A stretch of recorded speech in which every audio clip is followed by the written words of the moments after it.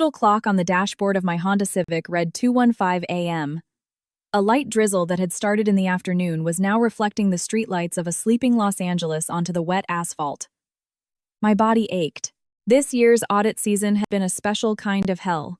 As a senior associate at one of the Big Four accounting firms, the last few months had been brutal. My eyes burned and my head throbbed as if someone was hammering from the inside.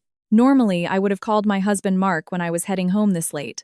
But my phone had died during the last client meeting, and frankly, I was too exhausted to even look for a charger. All I wanted was my soft bed, a thick comforter, and the warm embrace of my husband. I turned into the quiet, tree-lined entrance of our suburban neighborhood in Irvine, California. The security guard at the gate was dozing in his chair. I slowly navigated my car toward our house at 400 Oak Creek Lane, a minimalist-style home we'd bought with a hefty mortgage 3 years ago. The house was dark. Of course it was. Mark would be fast asleep. I clicked the remote for the garage door, which hummed open smoothly. I parked next to Mark's Ford Explorer. As I got out grabbing my heavy laptop bag, I noticed something odd. There, by the usually tidy shoe rack near the garage entrance, sat a pair of unfamiliar shoes. I had to squint in the dim light. As I got closer, I saw they were a pair of high heels. A flashy burgundy color with tacky gold straps. The heels were pencil-thin and impossibly high-party shoes, not shoes for a casual visit. My heart, which had been beating with the slow rhythm of exhaustion, suddenly began to pound. "Who's here?" I muttered, my voice raspy. My logical brain, the accountant's brain accustomed to spotting anomalies on a balance sheet, kicked into high gear. A guest, not my mother. She lived in Sensible Flats. My sister was away at college in San Diego. One of Mark's colleagues. At this hour, the headache vanished, replaced by a cold dread that spread from the nape of my neck to my toes. My gut was screaming that something was wrong. Terribly wrong. I fished the emergency key from my bag, my hand trembling slightly as I fitted into the lock of the door leading into the house. Click. The door opened. It was silent, save for the low hum of the refrigerator. I could faintly smell the lavalier diffuser I always kept on, but my suddenly hypersensitive nose picked up another scent, something sweet, cloying, and cheap. A woman's perfume. Not my subtle, clean fragrance. I slipped off my shoes without a sound, holding my breath as I tiptoed through the dark living room. I tossed my laptop bag onto the couch. My steps halted in front of the master bedroom on the first floor. The door was shut tight, but my eyes were drawn to the guest room door next to it. It was slightly ajar. Just a crack, but enough for the warm yellow glow of a nightlight to spill out. Why is someone in the guest room? And why is the AC on? I could hear the faint whir of the outdoor unit. My feet moved toward that crack of light. The closer I got, the clearer I could hear the sound of steady breathing from inside. The breathing of two people. I stood like a statue before the guest room door, my hand raised. The impulse to shove the door open warred with a paralyzing hesitation. One part of me screamed, "Chloe, open it! Bust in there right now!" But the other part, the rational side that had made me successful in my career, whispered coldly, "Be sure. Don't act rashly. See the evidence." Very slowly, I pushed the door. The hinges, which I'd oiled last week, made no sound. The gap widened, and the scene that unfolded before me shattered my world in an instant. On the bed under a half-tangled comforter, my husband Mark was sound asleep. He was shirtless, his chest rising and falling rhythmically. But he wasn't alone. Resting her head on his broad chest was a woman. Long, bleached blonde hair covered part of her face. One of her hands was wrapped possessively around my husband's waist, and Mark's hand, the same hand that stroked my hair before he left for work in the morning, was draped securely over her shoulder. They were holding each other with an intimacy and comfort that spoke of routine. I recognized her. Even with her face partially hidden, I recognized the mole on her left shoulder visible just above her thin nightgown. It was Jessica, the recently divorced woman who lived just 3 houses down. Jessica, who had been Mark's colleague at his old job before she was laid off last year. Jessica, who often came over to borrow a cup of sugar, who greeted me sweetly during my morning jogs, who always commented on how happy our marriage seemed. The name got stuck in my throat. The pain wasn't immediate. What came first was nausea. My stomach churned violently. I wanted to throw up. I wanted to scream and wake them to grab that blonde hair and drag her out to slap Mark until he came to his senses. I took a step forward. A floorboard creaked softly. Mark stirred slightly but didn't wake. He just pulled Jessica closer. That single gesture was more painful than a physical blow. It was proof that this wasn't just a moment of lust. There was comfort there. Hot, thick tears began to stream down my cheeks, but I made no sound. I clamped my left hand over my mouth. Don't be an idiot, Chloe. Don't you dare be an idiot, I whispered to myself. If you scream now, you're just the hysterical wife. They'll apologize, Mark will beg, and you'll be confused. You need leverage. With a violently shaking right hand, I pulled my phone from my pocket.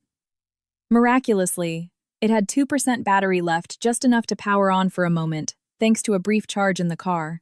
I opened the camera, turned off the flash, and silenced the shutter sound.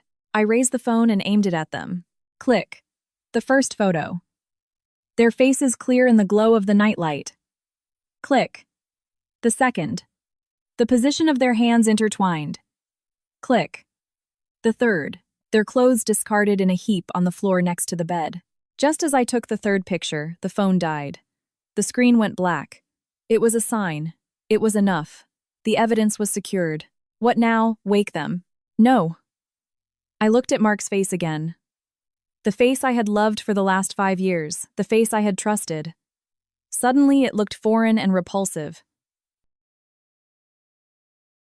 I wasn't ready to confront him. I didn't know how deep this went. I didn't know what or how much Mark had given this woman. I needed to assess my own financial situation first. As an accountant, I knew the golden rule: never confront the subject of an audit until you have all the data. I backed out of the room slowly, pulling the door closed until only the same small crack remained. I grabbed my laptop bag from the couch, put my shoes back on at the door, and locked it from the outside. Back in my car, I sat in the driver's seat, my body shaking not from the cold but from shock. For 10 minutes, I wept silently in the dark car, pounding the steering wheel until my hands ached. When the tears subsided, I wiped my eyes. I looked in the rearview mirror. My eyes were red, but my gaze was hardening into something cold and resolute. I started the car and backed out of my own driveway. I drove out of the neighborhood and found a nearby 4-hour convenience store with a large parking lot. I would sleep in the car until 5 a.m. Tomorrow morning, I would return home and the show would begin. Not their show. Mine. At 6 a.m., the sky was already bright. I pulled into the driveway again, this time intentionally tapping the horn once as the garage door opened, a signal that I'm home. The burgundy stilettos were gone from the entryway. Good. Jessica must have fled through the back door or climbed the fence at dawn. She must have been half scared to death when she woke up and saw my car wasn't there, perhaps thinking I still hadn't returned. I walked into the house, deliberately affecting a look of exhaustion, which in truth wasn't hard to fake. "Honey, I'm home," I called out. Mark appeared from the kitchen. He was wearing a white t-shirt and shorts. His hair was wet, fresh from a shower. His face was bright, adorned with that cheerful smile that used to melt my heart. Now it looked like the terrifying mask of a clown. "Hey babe, you're back." He came toward me, his arms open for a hug. I held my breath and let him embrace me. His body wash was strong, but it didn't completely mask the faint cloying scent of Jessica's cheap perfume on his skin. Or was I imagining it? No. A betrayed woman's sense of smell is never wrong. "Sorry, honey. I was so tired last night I fell asleep in my car at a rest stop. Just didn't have the energy to drive." "And my phone died," I lied. The sentence rolled off my tongue with unnerving smoothness. "Oh my God, babe, that's so dangerous. Why didn't you borrow a charger from someone I was worried sick waiting for you?" he said, his voice a convincing performance of concern. He kissed my forehead. "Liar," my mind screamed. "You weren't waiting for me. You were busy rolling around with the divorcee next door." "Yeah, I'm sorry." "Have you eaten breakfast?" I asked slowly, pulling away from his hug. I busied myself by pretending to take my laptop out of its bag. "Not yet. Was just about to make some coffee." "Want me to make you an omelet?" he offered. "You must be exhausted." He turned back toward the kitchen. As he turned, my eyes scanned the back of his neck. His t-shirt collar was slightly askew, and there, just below his left ear, was a faint red mark. It looked like he'd scrubbed at it with soap, but a trace remained. A hickey. Blood rushed to my head. I clenched my fists, fighting the urge to grab the flower vase from the dining table and smash it over his head. But I held back. I am an accountant. I am calm. I am methodical. "Yes, please." "The works," I said, my voice as normal as ever. I amazed myself. I sat at the table and watched Mark expertly chop onions and peppers. "So, what time did you go to bed last night?" I asked, probing. Mark's back stiffened for less than a second before relaxing again. Early. Around 10, I think. It was boring without you here." "Really? No visitors or anything. Mark turned around, spatula in hand. His face was a mask of serene innocence. Nope.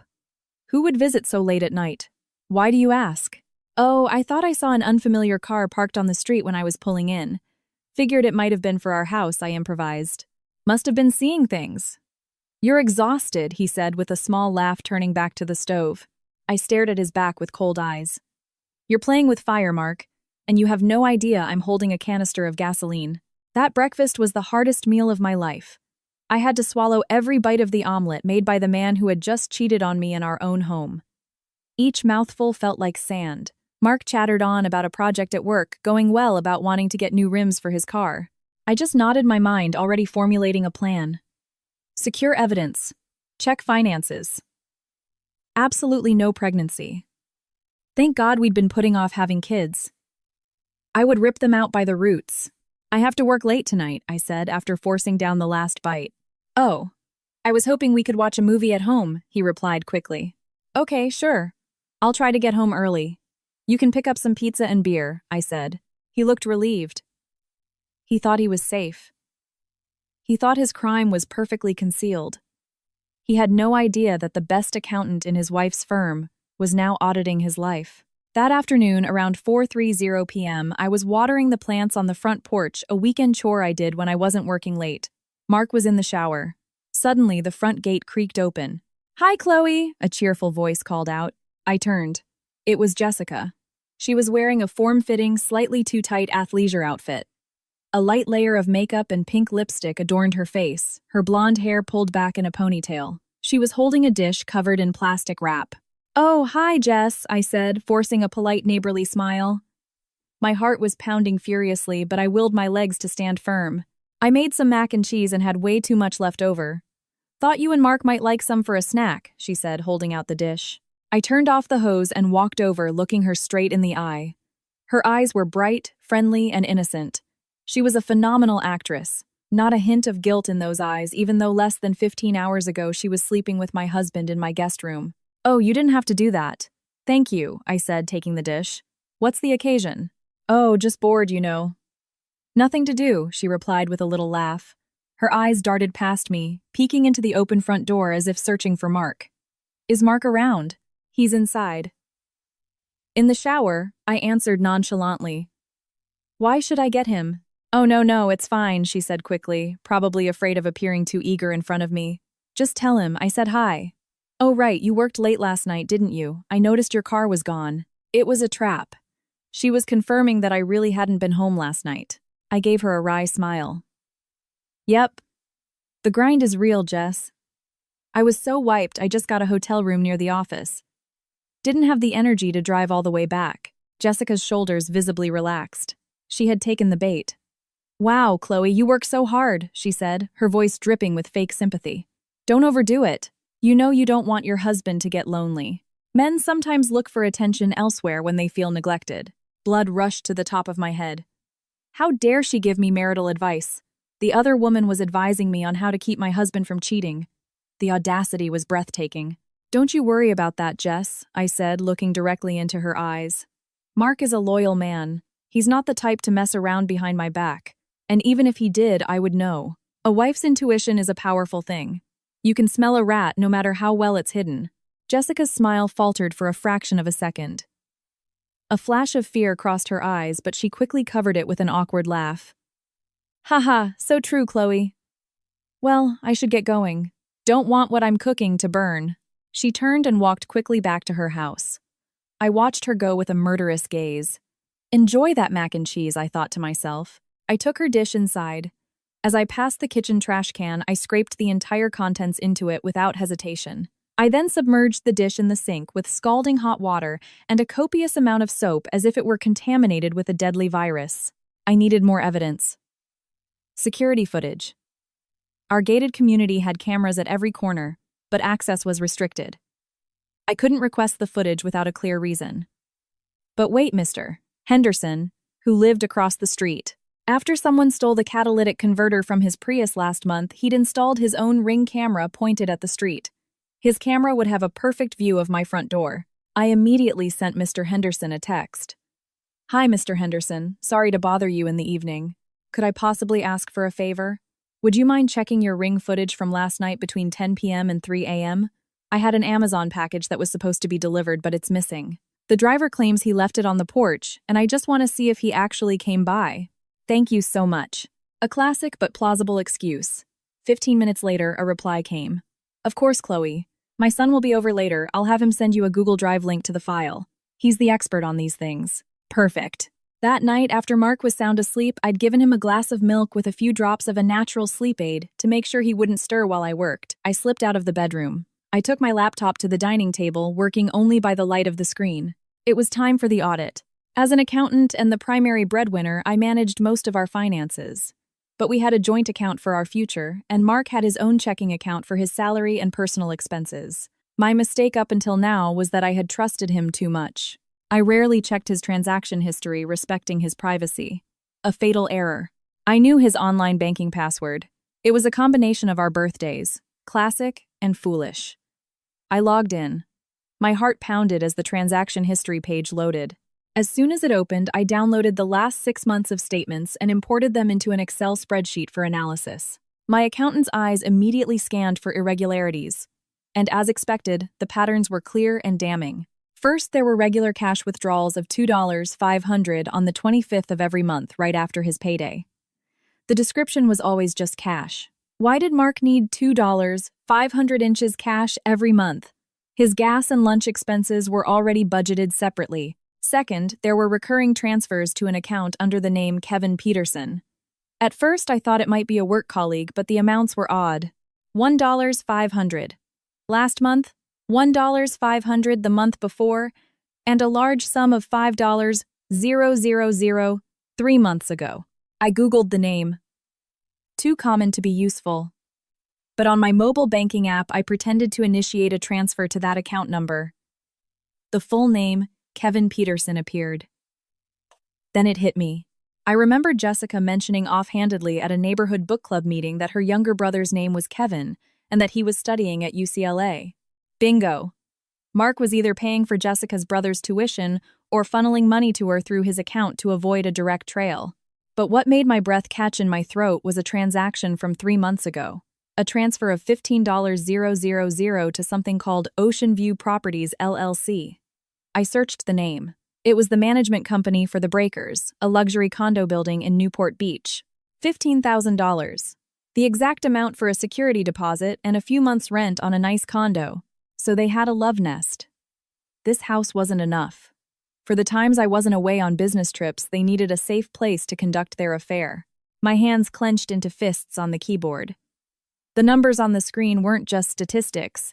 They were quantifiable proof of betrayal. Money that could have gone toward paying down our mortgage faster, money for our retirement, had been used to fund his mistress's lifestyle and rent a secret apartment. The tears were gone. All that was left was a bone-deep coldness. My respect for Mark had hit zero. My love had turned to a negative asset. I saved all the evidence screenshots Excel files in a hidden multi-password protected folder on my personal cloud drive. Just then, an email notification popped up. It was from Mr. Henderson's son, a Google Drive link to the security footage. With cold hands, I clicked it open. 4 hours of video. I fast-forwarded to 5:05 a.m. On the black and white screen, I saw our front door. A small side gate opened. A woman's figure slipped out of the house. It was Jessica. She didn't go straight home. She stood for a moment on the porch. Then Mark, my husband, appeared. They hugged on our front porch in the open. Mark gave her a long kiss on the forehead. Then Jessica scurried across the street to her own house. Mark waved like a love-struck teenager before closing the door. I slowly closed my laptop, my breath ragged. Visual evidence, financial evidence, and a witness me. I now had all the ammunition I needed, but I wouldn't detonate it now. That would be too easy for them. If I filed for divorce now, Mark would still have his job, his right to half of this house, and his share of our assets. Jessica would gladly take him in. They would live happily ever after on the ashes of my pain. No. That wasn't justice. I had to leave Mark with nothing. Zero. Negative. I had to make Jessica regret ever touching what was mine. For legal strategy, I needed a professional. Tomorrow, I would call David, my college friend, who was now a top asset dispute lawyer. Mark. Jessica. Enjoy what little time you have left in your beautiful world. Winter is coming, and I am the storm. Monday was hotter than usual in Los Angeles. During my lunch break, I didn't go to the company cafeteria. Citing an urgent meeting with a client, I drove to a quiet cafe in Beverly Hills. It was dimly lit with soft jazz playing, the perfect place to discuss secrets. In a corner booth, a man in a sharp suit and glasses was already waiting. David. My college buddy, now a rather famous family and asset dispute attorney. We hadn't seen each other in years, but he'd responded immediately to my urgent text that morning. Chloe, long time no see, he greeted me warmly, but his smile faded as he saw my face. Even with thick makeup, he could tell I was a wreck. The dark circles under my eyes don't lie. Are you okay? You sounded serious on the phone. I didn't rush. I sat down, ordered a black coffee, no sugar, and took my iPad out of my bag. Without a word, I handed it to him. On the screen were the scanned copies of Mark's bank statements, the photos from the guest room, and the security footage from Mr. Henderson. David watched in silence. As a lawyer, he'd probably seen thousands of divorce cases. His expression remained professional and calm, but I saw his jaw clench when he watched the video of Mark and Jessica embracing on our porch. Son of a bitch, David muttered under his breath. He placed the iPad on the table. Mark seemed like such a good guy at your wedding. People change, David. Or maybe the mask just finally slipped, I replied coldly, taking a sip of the bitter coffee. I'm filing for divorce. But I don't want a normal divorce. David looked at me sharply, his lawyer mode kicking in. Okay. This evidence is more than enough to win a divorce case on grounds of adultery. If you had kids, you'd get full custody. You can sue for emotional distress. But when it comes to assets, California is a community property state. Any assets acquired during the marriage are split 50/50 unless you have a prenup. Do you? I shook my head. No. That's why I'm here. The house, the cars, the savings, they're all in his name or jointly owned. But my salary paid for most of it. My salary is much higher than his. If we split it 50/50, he'll get the capital to go start a new life with her. I refuse, David. I won't give him a single dime. David leaned back in the booth, tapping his fingers on the table. If you file now, the assets will be frozen and divided in half. That's the standard scenario. I don't want the standard scenario. I want him to walk out of that house with only the clothes on his back. I cut in my eyes, locked on his. Is there a legal loophole? David was silent for a long time, studying me as if gauging how far I was willing to go. Then a faint smile played on his lips, the smile of a cunning lawyer who knows how to win a war. There is, he said quietly. It's called a transmutation agreement, or a post-nuptial agreement. You can legally change the character of your property during the marriage. Mark would never sign it if he knew it was for a divorce, I countered. You don't tell him it's for a divorce, David said quickly. You frame it as an asset protection strategy. You create a scenario where Mark or you are at risk of bankruptcy or having your assets seized by the government. You convince him that the only way to protect your nest egg is to transfer everything into one person's name, yours, and execute an agreement that makes the assets untouchable by creditors or the law. My mind raced processing the strategy. It was brilliant. The pieces of the puzzle started to click into place in my head. So if he agrees to the agreement and to change all the titles to my name legally, those assets become my separate property. They're no longer community property subject to division, I concluded. Exactly, David continued. And then a week or a month later, when you file for divorce, he has no claim to those assets. He voluntarily, legally signed away his rights. I smiled. The first real smile in 24 hours. Draft it for me, David. Make it the most ironclad, indisputable document he could never challenge. I will. But Chloe, David looked at me seriously. This is going to require an Oscar-worthy performance. You have to scare him half to death.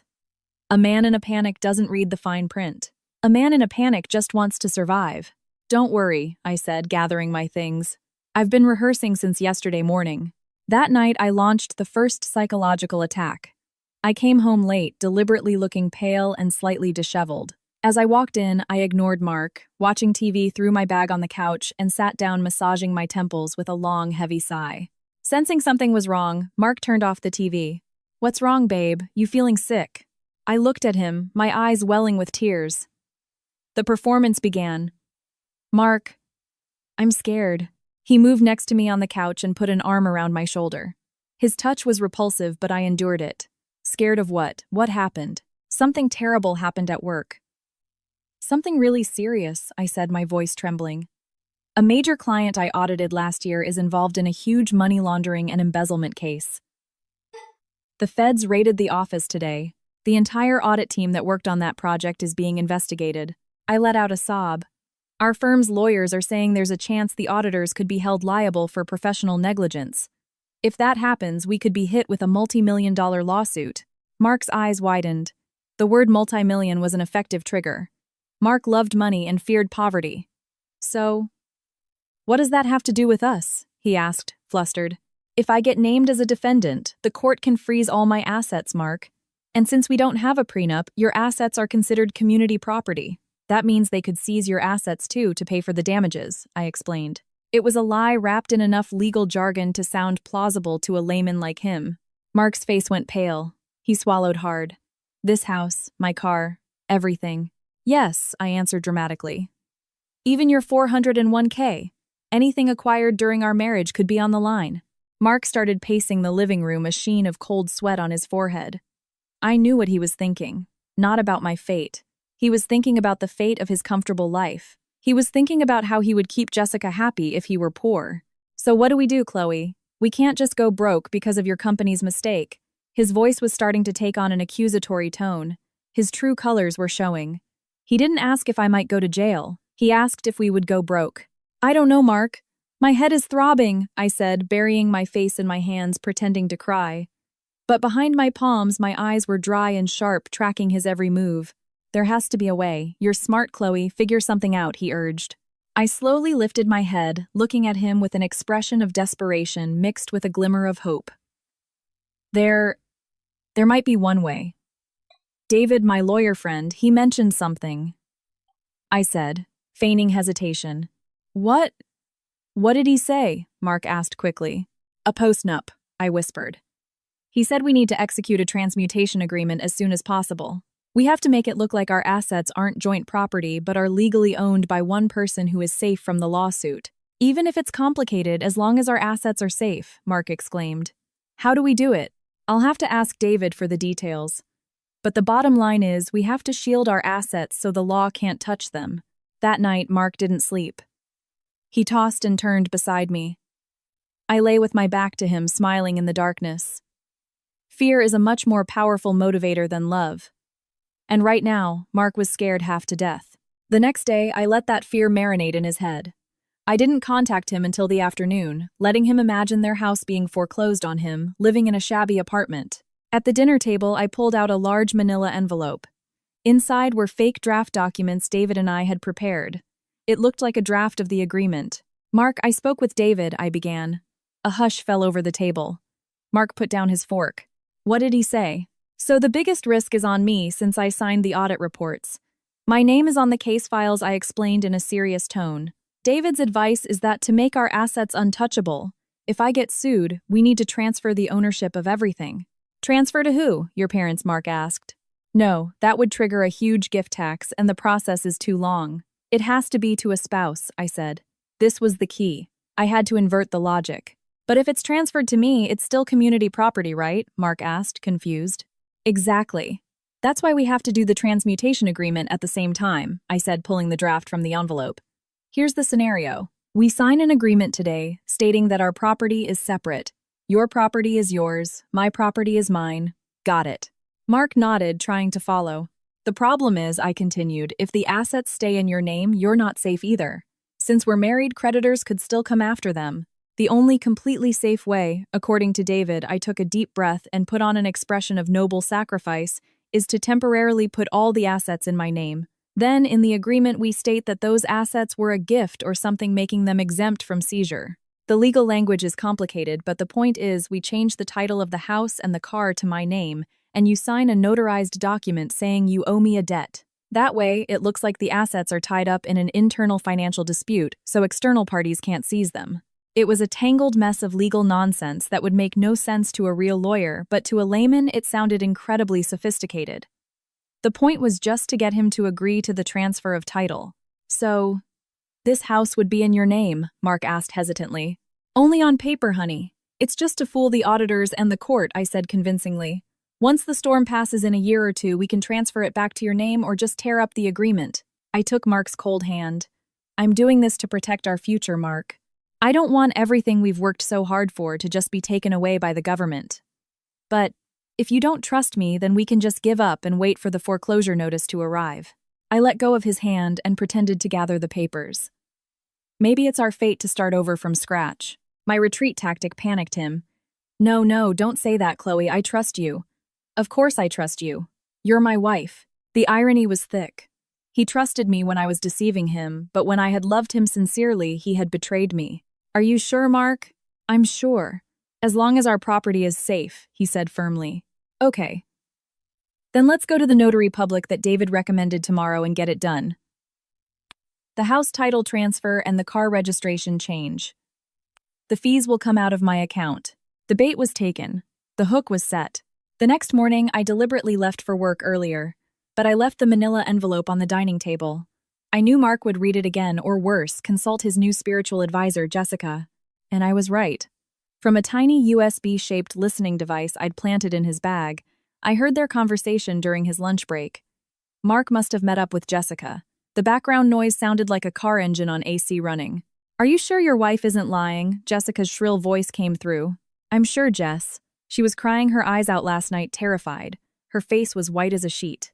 And this embezzlement case is all over the news. It all adds up, Mark replied. The fool. He was connecting the dots himself. So you're just going to sign the house over to her? Yeah. To keep it from being seized. I'll get it back once everything is safe. There was a moment of silence. I could almost hear the gears turning in Jessica's cunning mind. Honey, Jessica's voice softened. This could actually be a good thing for us. What do you mean? Think about it. If the assets are safely in her name, they're safe from seizure, right? So later, when you two divorce, you can still demand your share. I mean, the house was bought during the marriage, so legally it's 50/50, no matter whose name is on the deed. Jessica was playing armchair lawyer. She didn't understand the concept of the transmutation agreement Mark was about to sign. She thought it was a simple change of title. Huh. That's true, Mark replied hesitantly. It's perfect, honey. Let Chloe take all the legal heat. If anything happens, her name gets dragged through the mud and you stay clean. Later, when her company's mess is sorted out or whenever we're ready, you divorce her and demand half the value of the house in the settlement. We could use that money to buy a new place in a better neighborhood. My blood boiled as I listened to the recording. How vile was this woman? She didn't just want my husband. She wanted to rob me blind. You're right, Jess, Mark agreed. You're so smart. Okay, I'll just sign it. I don't want to seem suspicious.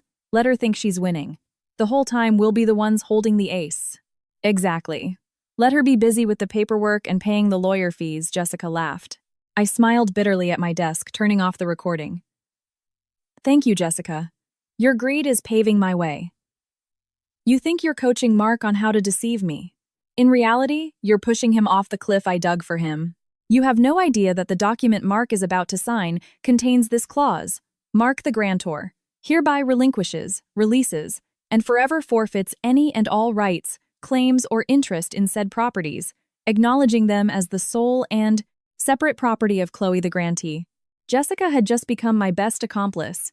At the notary public's office at 2 p.m., the air was cool and smelled of old paper and lime-scented air freshener. On a large wooden table lay a stack of documents prepared by David and the notary. Mark sat beside me, nervously bouncing his leg under the table. He looked tense not because he suspected me, but because he was afraid of the imaginary federal prosecutors I had invented. The notary, a serious-looking man, read through the key points of the agreement in a quick, monotonous voice, a standard tactic to make people tune out the details. And thereby the grantor agrees to the division of property and relinquishes all rights to the property located at 400 Oak Creek Lane. Mark just nodded, occasionally glancing at his watch. He wanted this to be over with quickly. Okay, Mr. and Mrs. Evans, please sign and press your thumbprint here, here, and here, the notary said, extending a heavy gold-plated pen. Mark took the pen. He glanced at the document for a moment. A breathtaking moment of silence. My heart stopped. Did he notice? Will he read Article 4, the clause about absolute forfeiture of rights? Just then, Mark's phone vibrated on the table. A message. The screen lit up. I caught a glimpse. Sender Jess.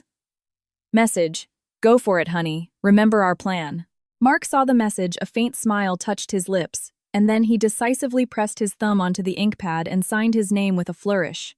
The sound of the notary's stamp thudding onto the paper was the most beautiful music to my ears. More beautiful than our wedding march. He had signed the transmutation agreement. He had signed the deed of gift, transferring the house to my name. He had signed a power of attorney that would allow me to sell his car later without his permission. All done, Mark said, putting the pen down. He let out a sigh of relief. So, we're safe now, right? The assets won't be seized. The notary gave me a subtle, meaningful glance. He knew exactly what was happening, but as a notary, his job was only to confirm the parties were signing of their own free will. Legally, these assets are now completely separate and are the sole property of Mrs. Evans. Any third party suing you, Mr. Evans, would not be able to touch these assets. The sentence was a double entendre. A third-party creditor couldn't touch them, and neither Mr. Evans could you. But Mark didn't catch the irony. Thank God, he said. He turned to me and took my hand. It's over, babe. You can relax now. I squeezed his hand back. Thank you, Mark, for making this sacrifice for us. I'll never forget today.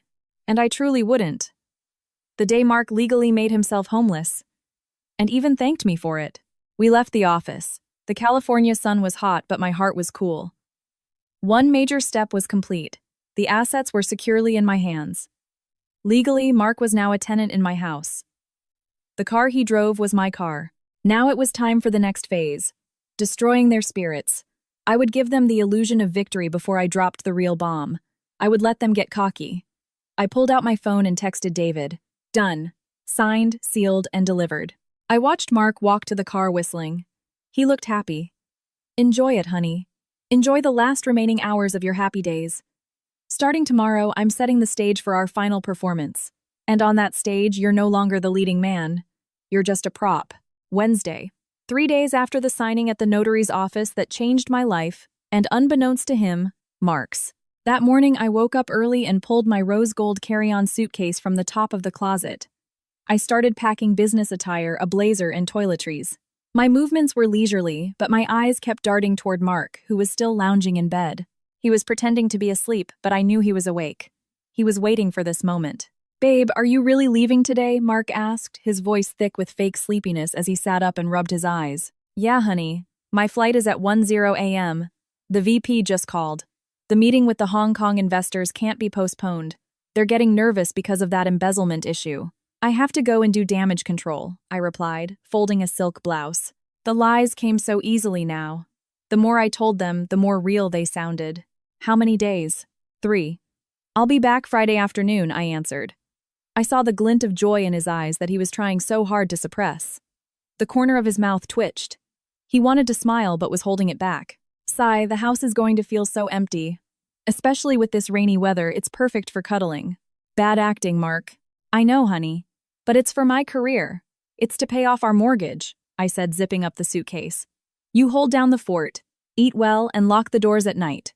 All right, you nag. You be careful, too. Text me when you land in Hong Kong, he said. He got up and hugged me. A farewell hug. A Judas kiss. His body was warm, but his heart was ice cold. I let him kiss my cheek, mentally counting down. 3, 2, 1. I'm heading out. The taxi is waiting, I said. I wheeled my suitcase out and got into the waiting cab. Mark stood at the door, waving with a sad expression. As soon as the taxi turned the corner and our house disappeared from view, I let out a long sigh. Driver change of destination, I told the cabbie. Not LAX. Where to, ma'am? The Sonesta Hotel, right here on the main road just outside this neighborhood. That's very close. I know, I replied calmly. The driver gave me a quizzical look, but nodded. All right, ma'am. I wasn't going to Hong Kong. I was going less than a mile away from my house. I checked into a 3-star hotel, strategically chosen for its location. In room 305, I unpacked my arsenal, my laptop, noise-canceling headphones, and snacks. At 10 a.m., the time I should have been boarding a flight, I opened my laptop and logged into the monitoring app for the hidden cameras I had secretly installed yesterday while Mark was at work. There were 3 cameras, one in the living room hidden behind a decorative wall fixture, one in the kitchen tucked between cereal boxes on top of the refrigerator, and one in the master bedroom, our sacred bedroom inside a fake smoke detector I'd stuck to the ceiling right above the bed. 3 live streaming windows popped up on my laptop screen. 4K quality crystal clear sound. I saw Mark in the living room on the phone. His face was bright and cheerful. His feet were propped up on the coffee table, something I never let him do because it was expensive glass. Yeah, babe, the coast is clear. The old ball and chain just got on her flight. Yeah, I'm sure. She left a while ago. Come over right now. I miss you like crazy. Uh-huh, bring a change of clothes. Let's have fun for the next 3 days. I put on my headphones. Mark's laughter was sharp in my ears. The old ball and chain, I muttered, mimicking him. You used to call me your angel. Now I'm the old ball and chain just because I work my ass off to pay the mortgage on this house. Fine. This old ball and chain is about to show you some magic. At 11 a.m., the doorbell rang. On the screen, I saw Mark trot to the door and open it. It was Jessica. This time, she didn't sneak in through the back. She walked in through the front door, like she owned the place, carrying a large tote bag. Honey, she squealed, jumping into his arms, her legs wrapped around his waist. They kissed right there on the doorstep in broad daylight where any neighbor could see. Freedom at last, Jessica sighed after the kiss. She walked inside and threw her bag onto the couch right on top of the silk cushions I'd bought on a business trip to Thailand. I'm starving. Should we order something or cook? Mark asked, closing and locking the door. Let's cook. I'm the ideal wife, not like that woman who just orders from DoorDash. Jessica shot back as she walked to the kitchen. My hand resting on the corner of the hotel desk tightened into a fist. Ideal wife. You probably don't even know how to turn on that new induction cooktop. And sure enough, on the kitchen camera, I watched Jessica fumbling with the buttons, confused. In the end, Mark had to turn it on for her. She just giggled flirtatiously. Oh, this thing is so complicated. I prefer a gas stove. Yeah, Chloe likes all this weird fancy stuff. Trying to act modern, Mark chimed in. They made ramen noodles, but that's not what infuriated me. After eating, Jessica began a tour of my house. She went into the master bedroom. She opened my closet. Wow, all designer clothes, Jessica muttered. Her fingers ran across my blazers. She pulled out a navy blue evening gown, my favorite, the one I wore on our 4th anniversary. Honey, this is beautiful. Can I try it on? She yelled. Try it on anything for you, Mark answered from the bathroom. I held my breath watching the screen. That woman stripped off her clothes and put on my dress. Her body was slightly fuller than mine, so the zipper on the back strained a bit. She forced it up. Then she stood in front of my vanity mirror. She picked up my bottle of Chanel No. 5, a gift from a client, and sprayed it excessively on her neck and underarms, as if it were bug spray. A $200 bottle of perfume treated like a cheap trinket. How do I look, honey? She asked as Mark came out of the bathroom. Stunning. It looks way better on you than on Chloe. She's too skinny, built like a board, Mark praised, hugging her from behind. He kissed her neck, which now smelled of my perfume. A board who pays for all these facilities, I spat at the laptop screen. The two of them tumbled onto the bed. The pristine white sheets I had just changed yesterday were instantly wrinkled. I turned off the video feed from the master bedroom. I didn't need to watch their trashy porn flick. The audio alone would be enough evidence for court. I recorded it, all the moans, the laughter, and the vulgar words that came out of their mouths. What hurt more than the sex was the pillow talk that followed. Honey, after you guys divorce, are you going to sell this house? Jessica asked. Maybe not, babe. The location is great. We could just live here. Chloe makes good money. She can buy a condo or rent an apartment. We'll take this house, Mark replied in a casual tone. I agree. I want to change the paint color, though. This gray is so depressing. I want something like pastel pink or cream, Jessica said. Good idea. We'll repaint this room later and get rid of Chloe's smell, Mark laughed. A single tear rolled down my cheek and fell onto the laptop keyboard. It hurt. It hurt so much to be betrayed by the person I had fought so hard to protect. Mark wasn't just cheating. He was planning to erase my existence from the house built with my blood, sweat, and tears. He didn't know the deed to that house was already in my name. He didn't know he had just made remodeling plans for a house that was no longer legally his. Dream big, Mark and Jessica, I whispered in a broken voice. Soon I'll be waking you up in the rudest way possible. The second day. Thursday. I passed the time in my hotel room with a whirlwind of emotions. Watching them on my laptop screen was like watching a reality show of my own broken life. Jessica was getting bolder. She started moving her personal items into the master bathroom, her toothbrush, her face, washer towel. She even shoved my toothbrush into a drawer and put hers in the cup on the counter, a symbolic act of replacement. That afternoon, they were sitting in the living room watching Netflix on the 6.5-inch TV I had bought with my year-end bonus. Hey, my brother Kevin is asking again when you're going to send this month's money. He needs to pay his tuition, Jessica asked, munching on chips crumbs falling onto the wool rug. I'll do it later, babe. After the old ball and chain gets her paycheck. I told you my funds are a little low right now because of the car repairs, Mark replied nonchalantly. Oh, come on, honey.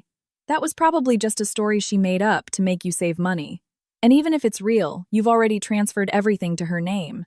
So if anything happens, she's the one who's legally on the hook, and you're safe. Your money is safe too. Just tell her you need money for some family emergency. You're good at tricking her, Jessica scoffed. Haha, that's true. Chloe is so easy to fool when it comes to money. I just have to put on a sad face and she'll clear out her savings account for me, Mark laughed proudly. My blood ran cold. My hands trembled with rage. So all those times Mark had asked for money for his parents' hospital bills, for car repairs, to help a friend's business, it was all lies, all tactics, and Jessica was the co-conspirator. I was a fool, an absolute fool. Love had clouded my accountant's logic for years. I could meticulously audit the financial statements of multinational corporations, but I had failed to audit my own husband. Enough. I didn't need any more evidence. The adultery and fraud folder on my laptop was already overflowing with videos, recordings, files, and photos. It was time to execute. I picked up my phone. I called my mother-in-law Mark's mother, a woman who adored me, a woman who perhaps because Mark often neglected her loved me more than her own son. Hello, hi Mom, it's me, I said, forcing a cheerful tone. Oh, my sweet girl, what a surprise to hear from you at this hour. Aren't you working? Her gentle voice came through the phone. My heart sank. I was about to break this old woman's heart, but it had to be done. She needed to know the ugly truth about her son. I'm on a short break. Mom, are you and Dad free tomorrow, Friday evening? I'd like to have you over for dinner at our place. I want to do a little surprise for Mark. Our 5th anniversary is next week, and I want to celebrate a bit early. Oh my goodness. Of course we're free, dear. We'd love to. We've missed you both. Is Mark doing well? Yes, Mom. He's very healthy, I replied with a double meaning. Great. I'll come over around 7 p.m. tomorrow to pick you and Dad up. I happen to have some business near your place in the afternoon. Wonderful, dear. I'll make Mark's favorite pot roast. Thank you, Mom, I said and hung up. My chest felt tight. I'm sorry, Mom. Your pot roast is about to witness your own heartbreak. Then I made one more call. To Jessica's older brother, Chris. A highly respected figure in their family, a man with a zero-tolerance policy for infidelity. A man Jessica feared. Hello. Yes, is this Chris Peterson? My name is Chloe Evans. I live at 400 Oak Creek Lane. I'm Jessica's neighbor. Oh yes, Chloe. What can I do for you? Hi, Chris, sorry to bother you. I'm having a small casual get-together at my house tomorrow evening to celebrate my anniversary. I was hoping you could join us. I'd love to formally meet you. Jessica will be there too. Oh, that's very kind of you. Yes, I should be able to make it. What time? 8 p.m. I'll text you the address, Chris. Sounds good. See you then, Chloe. All the actors were in place. The stage, my home, now a den of inequity. The stars, Mark and Jessica. The VIP audience, my in-laws and Jessica's brother. The director, me. Tomorrow night, the curtain would rise. And there would be no applause. Friday afternoon. The sky over Los Angeles was as dark and overcast as my heart. I checked out of the hotel at 5 p.m. I had rented a minivan, something spacious enough to carry several people. I picked up my in-laws from their home. My mother-in-law was dressed in her Sunday best, and my father-in-law wore a neat dress shirt. They were carrying containers of food, their faces beaming. Mark is going to be so surprised, dear. To see you home early, my mother-in-law said in the car. Yes, he will be very surprised, Mom. It's going to be a huge surprise, I replied, my eyes fixed on the road. I fought back tears as I saw her genuine smile. Mom, Dad, when we get to the house, please don't be shocked if it's a bit messy. You know how men are. With his wife away for 3 days, the place is probably a disaster. Oh, don't worry about that, dear. I'll help you clean up, she said with a laugh. We stopped to pick up Chris. He got in the car politely and greeted my in-laws. Wow, a real family outing, he remarked pleasantly. Yes, it turned into one, I replied. The conversation in the car on the way to the house was warm and cheerful. They talked about recipes, health problems, and prayers for the longevity of my marriage. The irony was so thick I could barely breathe. They were praying for a marriage that was already a corpse. 8 p.m. The minivan turned into our neighborhood. My heart pounded like a drum. My hands were sweaty on the steering wheel. A notification popped up from the camera app on my phone, which was mounted on the dashboard. Motion detected in living room. While waiting at a stoplight, I glanced at it. The screen showed Mark and Jessica having a party. Not a food party, but a romance party. They were slow dancing in the living room to romantic music illuminated only by twinkling party lights I'd never seen before. Jessica was wearing a thin, sexy slip dress. Mark was shirtless, wearing only shorts. On the table was a bottle of wine, a taboo for my devoutly religious mother-in-law and Chris. It was a scene set for perfect destruction. "We're here, Mom, Dad, Chris," I said, parking the car. The house looked dark from the outside. The curtains were drawn, but I could see flashes of purple and yellow light from the party decorations peeking through the gaps. "Why is it so dark? Is Mark not home yet?" my father-in-law asked. "Oh, he's here, Dad. He's probably just relaxing. Let's go in quietly and surprise him," I suggested. We got out of the car. My mother-in-law carried her containers, and Chris held a fruit basket. I led the way with my key. We walked silently up the driveway. I could faintly hear music from inside. Ed Sheeran's Perfect, our wedding song. They were dancing to our wedding song. I stood at the front door, my hand on the knob. "Ready," I whispered to the 3 people behind me. 1, 2, 3. I put the key in the lock and turned it silently. It wasn't even locked. Careless. I pushed the door wide open. The first thing that hit us was the smell of cloying incense mixed with alcohol. The room was dark, lit only by the twinkling party lights. And there in the middle of the room on my wool rug, 2 human figures swayed slowly to the music, locked in a tight embrace. Jessica had her back to the door, her arms wrapped around Mark's neck. Mark's face was toward the door, but his eyes were closed, savoring the moment. They didn't notice the door had opened. The music was too loud. Behind me, my mother-in-law gasped. "Oh my God." Her voice wasn't loud, but in that moment it was enough to shatter the silence for us. I didn't scream. I didn't rush in. I did one simple thing. My hand found the wall next to the door and flipped the main light switch for the living room. Click. Bright white LED light instantly flooded the room. The romantic atmosphere vanished in a blink. Mark opened his eyes, blinded by the sudden glare. As his eyes adjusted, he saw me standing in the doorway. His expression shifted from ecstasy to pure terror. His eyes bulged. His mouth fell open, but no sound came out. He instinctively pushed Jessica away from him, and she stumbled forward. "Chloe?" He stammered, his voice like a trapped rat's. Jessica spun around, startled. Her face went pale when she saw me. But that paleness turned to a deathly horror when she saw the people standing behind me. There was Chris, her brother, his face red with suppressed rage. There were my in-laws, frozen like statues. The container of pot roast fell from my mother-in-law's hands. Clang. The sound of it hitting the tile floor was like a bomb exploding. The dark gravy spread across the floor like blood. My mother-in-law took a step forward, her hand trembling. "Mark! What is this?" "Stay still," my father-in-law yelled, his voice booming. Normally a quiet, patient man, he now stepped forward, pointing his cane at his son's face. "What in God's name are you doing, Mark? In my daughter-in-law's house with the neighbor." Jessica was shaking violently. She tried to cover her scantily clad body with a sofa cushion. She looked at her brother. Chris didn't say a word. He just turned his head away, disgusted by the sight of his own sister. "Get dressed, Jessica. Right now. Don't disgrace our family any more than you already have." His voice was low, trembling and ice-cold. It was more terrifying than a shout. Jessica let out a sob and scurried to the bathroom to get dressed. My mother-in-law's legs gave out and she began to crumple to the floor. I quickly caught her before she hit the ground. Mom, are you okay?" I cried out. This wasn't an act. I genuinely felt for her. Mark tried to approach. "Mom, don't you touch my mother." This time it was me who screamed. My voice was sharp enough to cut through the tension. My eyes, filled with a hatred he had never seen before, stared him down. Mark froze. He saw a different Chloe. Not the submissive Chloe. Not the easily fooled Chloe. Mark pointed a trembling finger at me. "This was a trap. You didn't go to Hong Kong, did you?" I stood up straight, still supporting my mother-in-law, who was now weeping on my shoulder. I looked at Mark with a sneer. "No, Mark. I was right here. I had a front row seat to your little live stream for the past 2 days. How was it? Did you enjoy sleeping in my bed? Wearing my clothes?" Mark stumbled backward. He looked like he'd seen a ghost. You recorded everything? Yes. From the moment you walked in to you planning to kick me out and remodel this house with my money, all of it.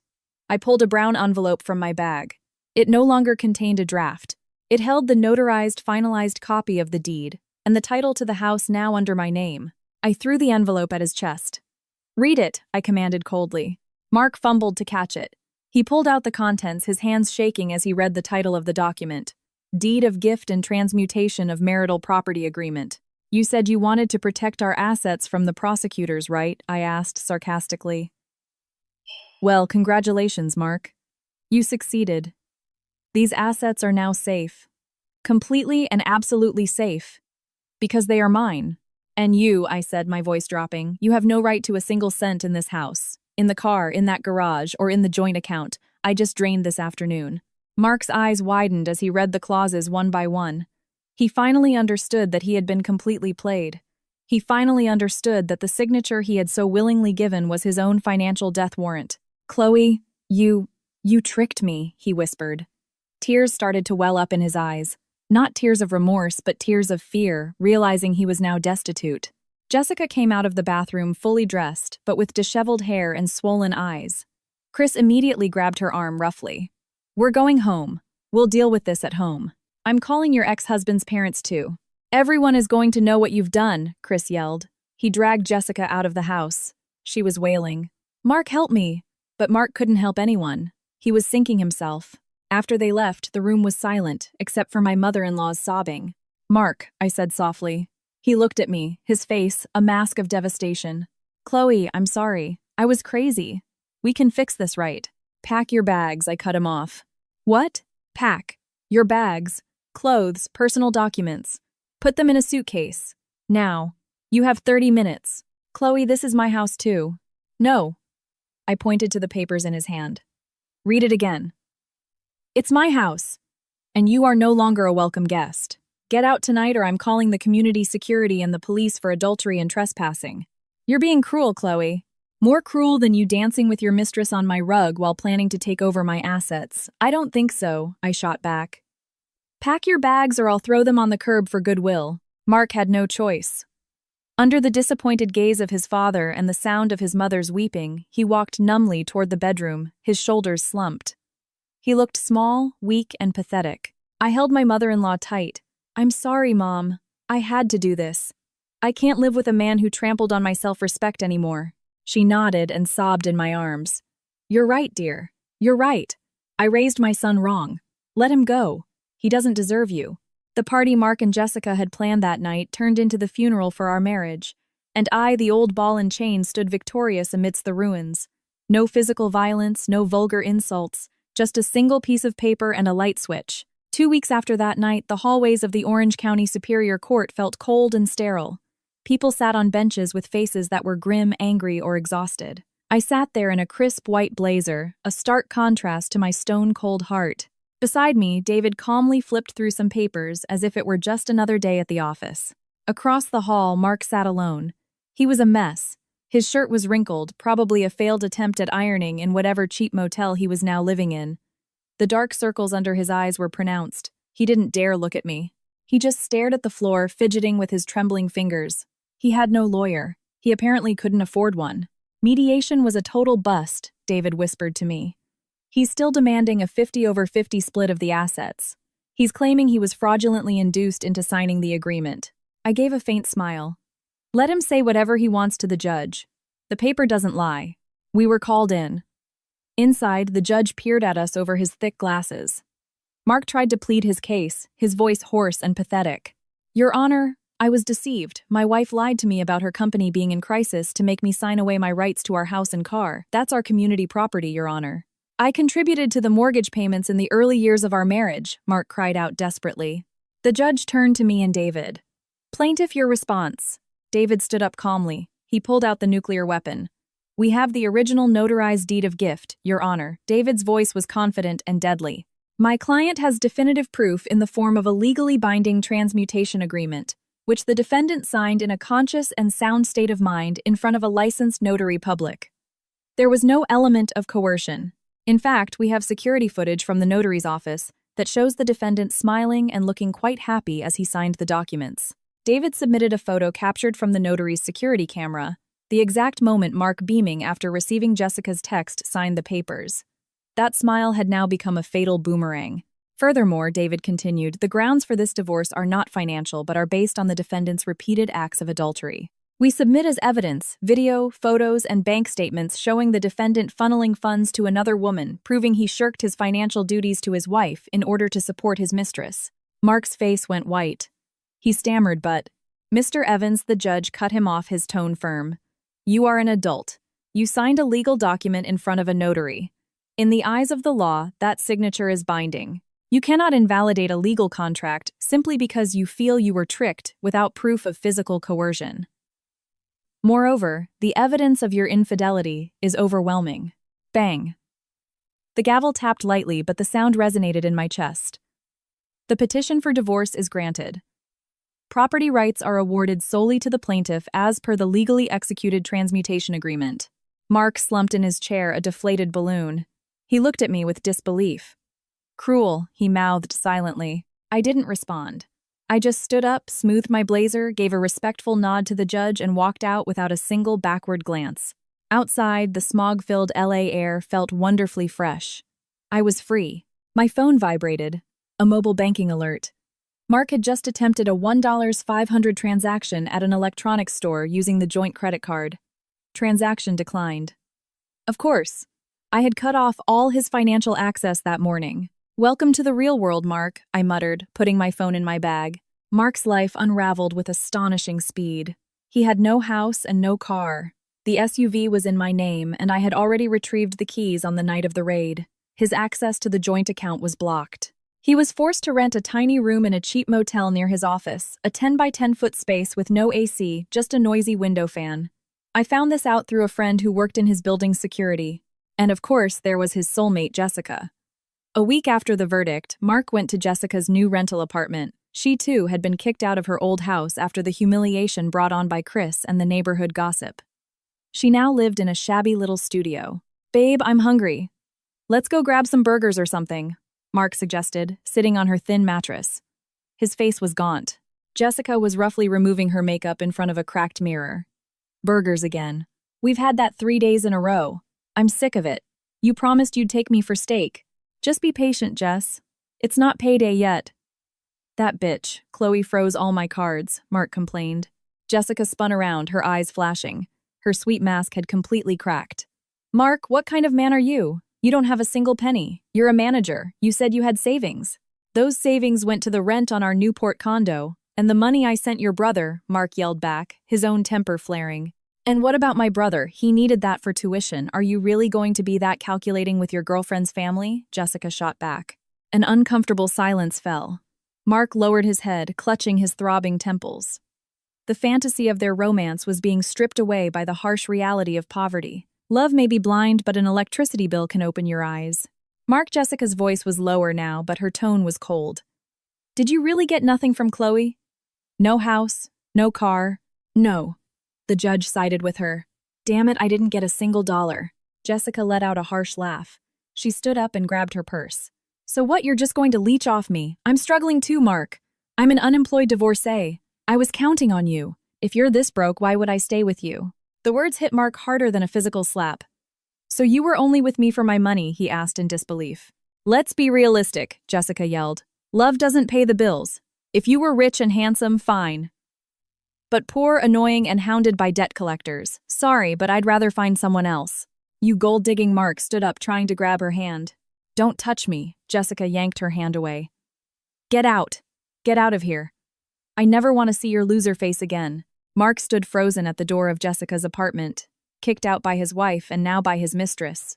He was alone, utterly alone in the middle of sprawling Los Angeles. It started to rain and he didn't have an umbrella. He walked numbly toward a bus stop in the downpour, realizing just how warm and comfortable the home he had abandoned was the very home he had betrayed for the woman who had just kicked him out like a dog.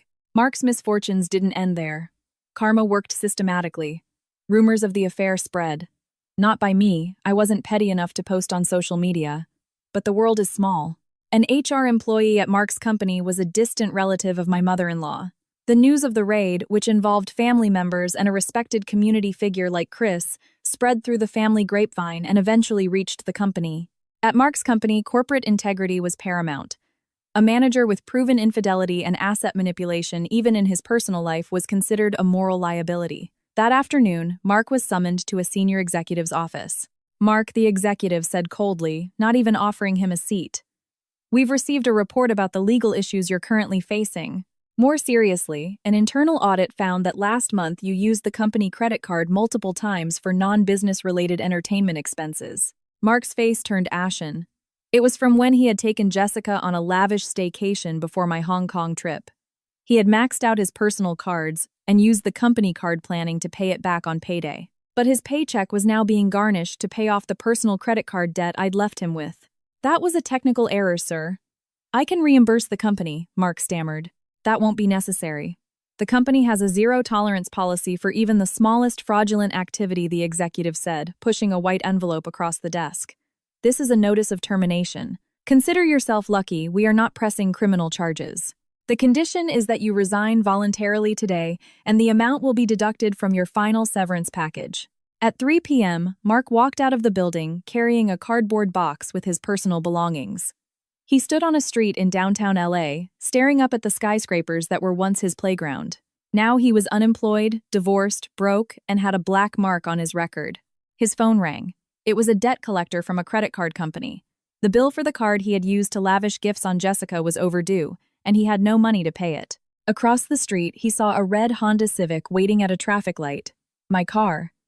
He saw me in the driver's seat, laughing on the phone, probably with a client or a friend. I looked beautiful, radiant, and completely unscathed.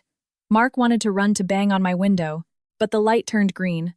My car sped away, leaving him standing on the sidewalk, choking on bus fumes. That night, in a fit of despair, Mark tried to contact Jessica again. He needed a friend, someone to lean on. Her number was blocked. His texts went undelivered.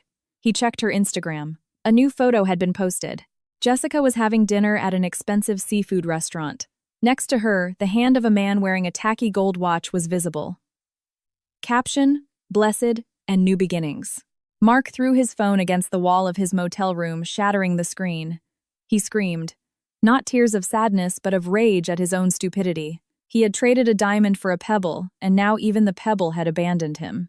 A month later, I was waiting for a real estate agent at a cafe. I had decided to sell the house. It held too many bad memories. I wanted a fresh start.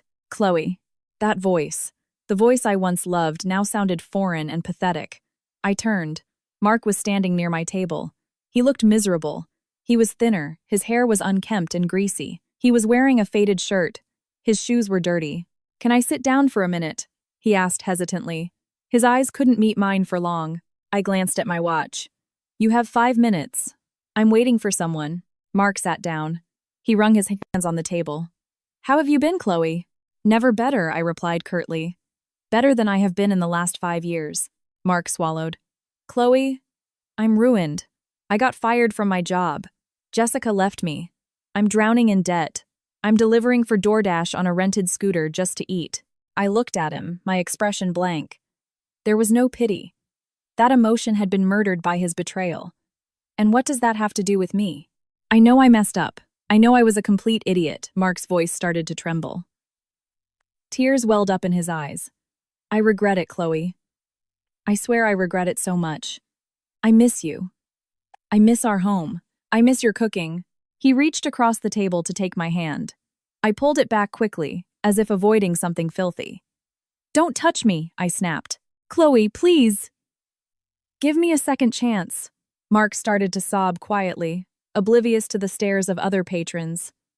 "I'll get on my knees. I'll be your servant in that house. I'll do anything if I can just be with you again. I realized you were the only one who was ever real with me. Jessica, she was the devil, Chloe." I let out a long sigh. I looked him straight in the eyes. I used to see a future in those eyes. Now I only saw a dark past. "Mark, listen to me carefully," I said, my voice low but firm. "Do you miss me, or do you miss the comfort I provided? Do you miss my cooking, or do you miss the free maid who took care of your life? Do you regret hurting me, or do you regret that you're poor now?" Mark was silent. His mouth was open, but no sound came out. You didn't lose me yesterday, Mark. You lost me the moment you first thought about cheating. You lost me when you brought that woman into our bed when you planned to take my assets. It's over. I opened my wallet and took out two $50 bills. I placed them on the table. Here. Consider this a final act of charity to buy yourself a meal or pay for your scooter rental today. After this, don't you ever show your face to me again.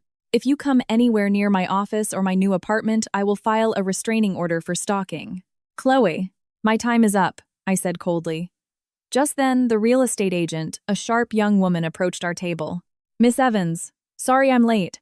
The sales contract is all ready for your signature. Hearing that, Mark's eyes widened. You're selling the house. I completely ignored him and smiled at the agent. It's all right. Shall we sit at that table over there? The air here feels a bit stuffy. I stood up, leaving Mark frozen in his chair, staring blankly at the $100. That was the last I ever saw of him.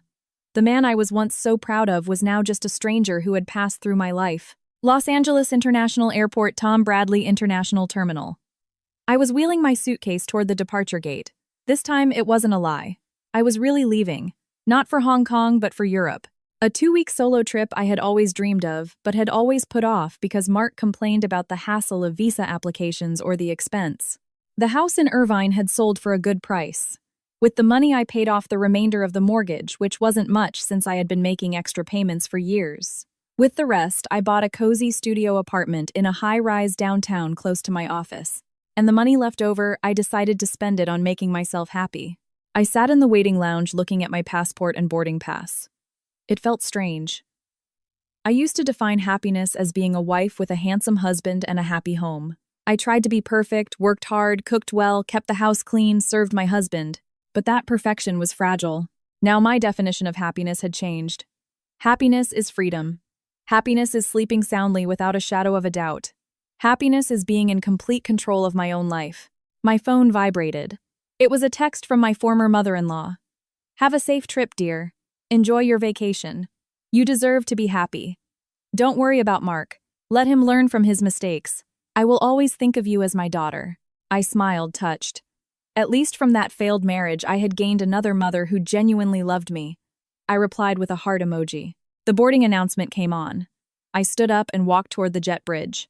Each step felt light, as if the heavy burdens I had been carrying, the burden of being the perfect wife, the burden of doubt, the burden of betrayal, were falling away one by one. The image of Mark's face in the cafe floated into my mind, a face full of regret. Maybe one day he would get back on his feet. Maybe not. That was no longer my concern. I had finished my audit of his life. The report was an adverse opinion, and I had already closed the books. Now I was opening a new book. The pages were still blank. There was no Mark, no Jessica. Only my name, Chloe. And in this book, I am the sole author. The plane took off, piercing through the clouds. I left behind the bustling city of Los Angeles, the suburban neighborhood in Irvine, and the bitter memories of that night. Ahead of me, the sun was shining brightly. The play was over. My real life was just beginning.